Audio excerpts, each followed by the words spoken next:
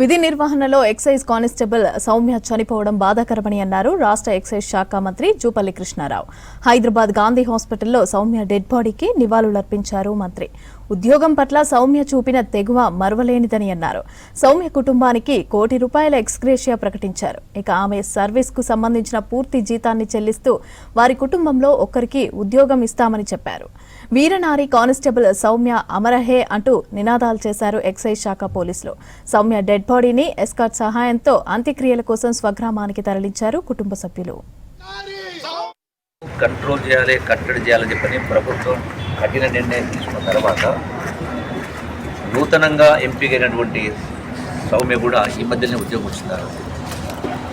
ధైర్యంగా వెంటబడి ఏ వాహనంలో ఆ యొక్క డ్రగ్స్ ముఠ గంజాయి సరఫరా చేస్తూ ఉంటే ఆ కారు వెంటబడి సౌమ్యతో పాటు కాకున్నటువంటి సిఐ కావచ్చు, ఎస్ఐ కావచ్చు, స్టాఫ్ వెంటబడి ఆ కారును ఛేదించి అంటే ఆ యొక్క కారును ఫాలో అయ్యి వాళ్ళకు అడ్డగించే కంటే వాళ్ళు ఆపిన సందర్భంలో వాళ్ళు తప్పిపోవడానికి అంటే పారిపోవడానికి ప్రయత్నం చేసి ఆ కారును గుద్దేసి ఆ సౌమ్యం కింద పడ్డ సందర్భంలో కారు మళ్ళీ వెనక్కి తీసుకెళ్ళి మళ్ళీ ఆమెపైనే కారు జరిగింది.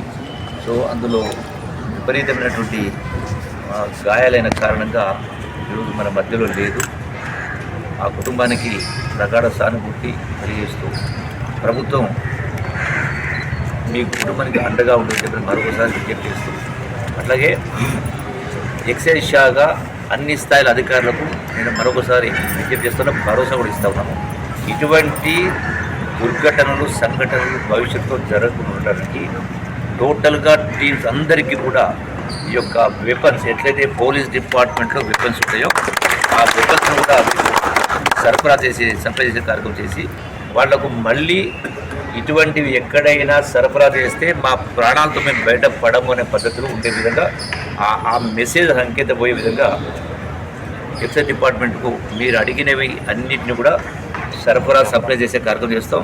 మీరందరూ కూడా గుండె ధైర్యంతో, ఆ యొక్క నిబ్బరంతో, తపనతోటి, అంకితభావంతో పనిచేస్తూ ఉన్నందుకు మరొకసారి మీకు అందరూ కూడా ప్రత్యేకంగా అభినందనలు తెలియజేస్తూ ప్రభుత్వం మీకు అండగా ఉంటుందని మరొకసారి విజ్ఞప్తి చేస్తారు. కుటుంబాన్ని కూడా